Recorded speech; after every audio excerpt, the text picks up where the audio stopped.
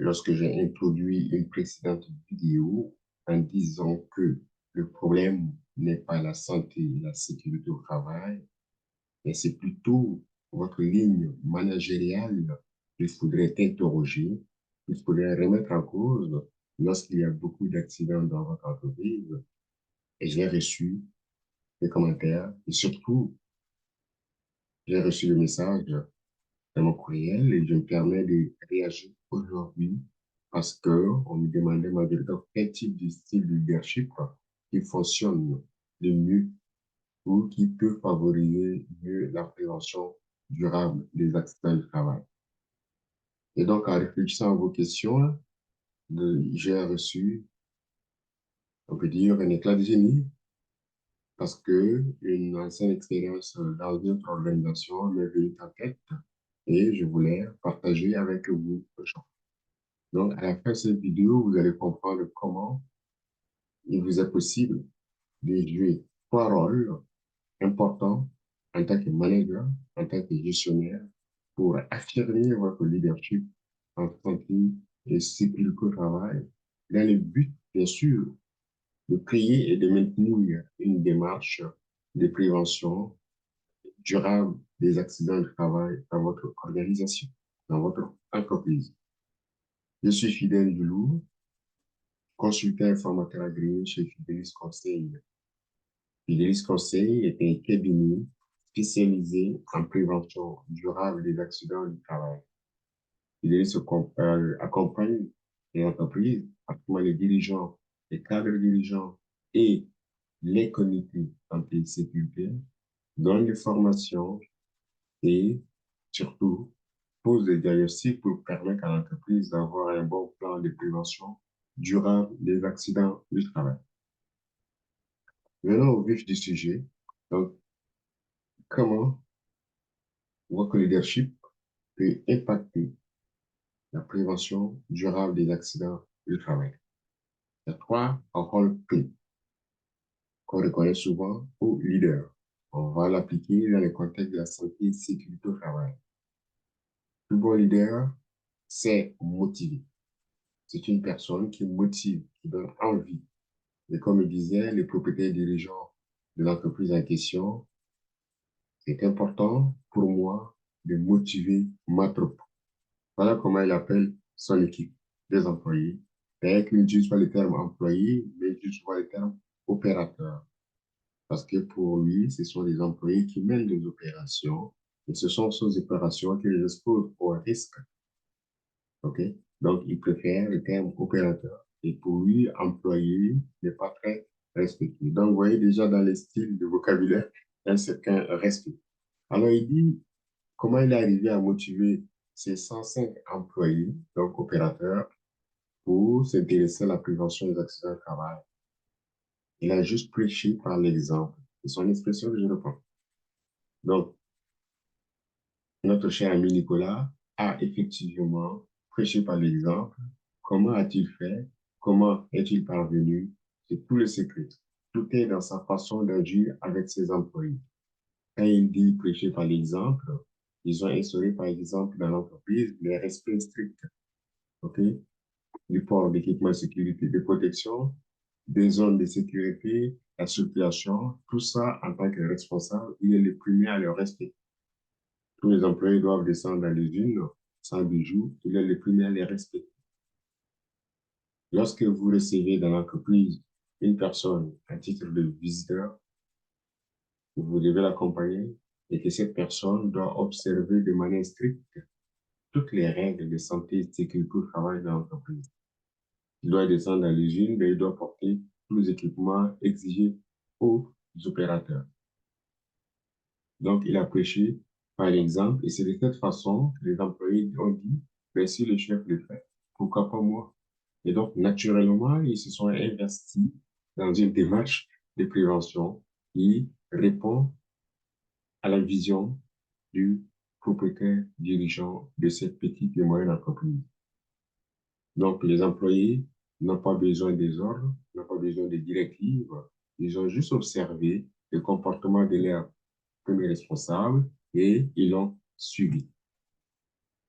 Et ceux qui étaient récalcitrants au début, ben, ils ont compris.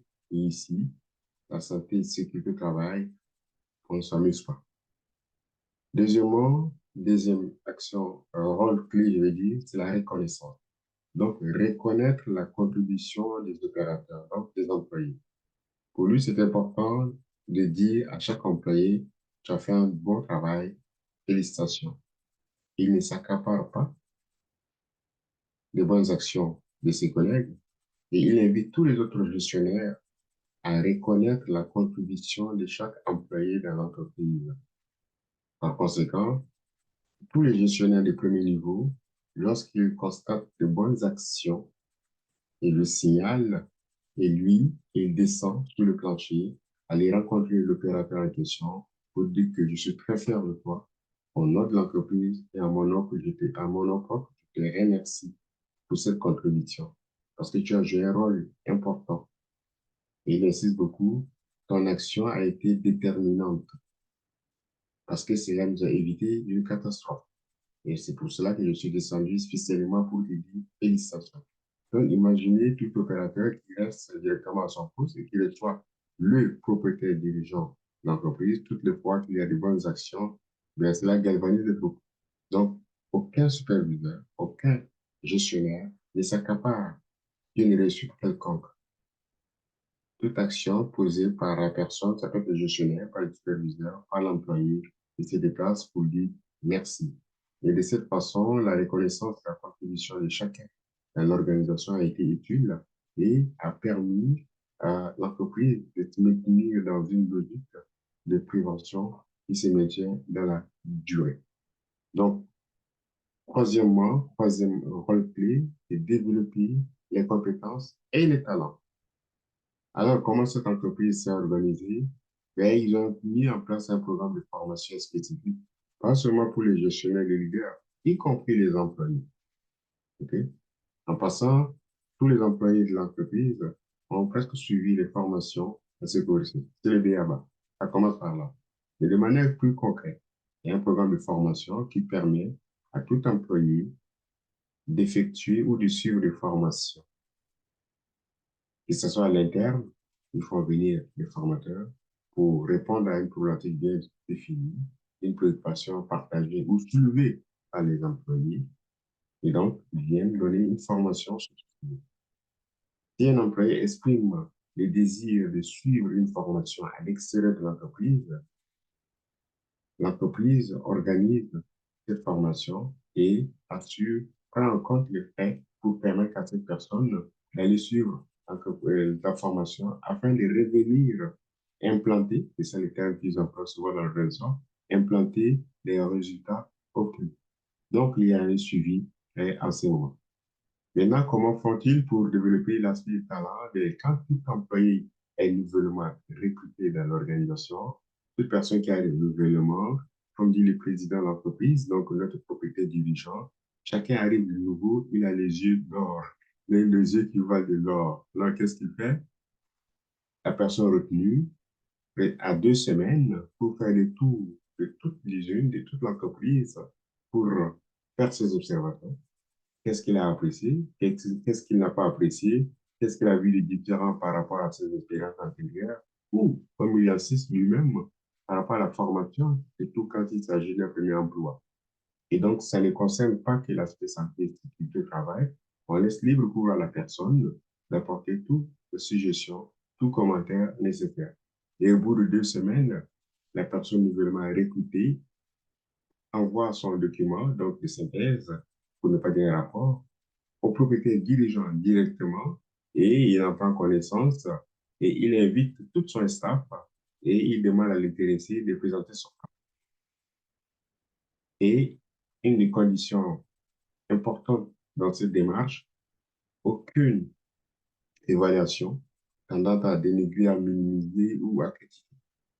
Ils sont tous en mode réception, en mode écoute. Les seules questions permises sont des questions de clarification pour permettre la compréhension d'un aspect ou de tel ou tel aspect de la question qui a été soulevée ou du problème qui a été mentionné ou de la solution suggérée ou proposée. En résumé, je vous ai partagé 3 rôles clés pour vous aider en tant que leader, si ce n'est pas le cas, d'améliorer votre style de leadership afin de favoriser une prévention durable des accidents au travail. Donc, premièrement, en tant que leader, votre rôle, peu importe votre casquette, de dirigeant, de gestionnaire, de superviseur, de coordinateur, votre rôle, c'est de motiver l'équipe, de motiver vos employés. C'est très important et c'est déterminant pour la réussite de votre démarche de prévention. Deuxièmement, c'est de reconnaître la contribution de chaque employé dans l'entreprise. Ne serait-ce qu'une idée, ne serait-ce qu'une petite correction, il faudrait que l'administration, donc le superviseur, les dirigeants, les propriétaires dirigeants, disent merci à cette personne parce que ça les motive et ça les pousse à l'action, à être reconnaissant également, à se voir et se voir qu'il est respecté. Troisièmement, c'est important d'insister sur le développement des compétences et des talents. Vous recrutez les gens, ils travaillent, ensuite il faut mettre à jour leurs connaissances. OK? Donc, en fonction de leurs opérations respectives, c'est important de mettre à jour leurs connaissances pour mieux prévenir les accidents de travail liés à leur poste ou à tâche ou par rapport à leur fonction d'une manière générale. Je vous invite à cliquer sur j'aime et à rejoindre la liste des abonnés si ce n'est déjà le cas. Merci beaucoup de votre attention et à très bientôt.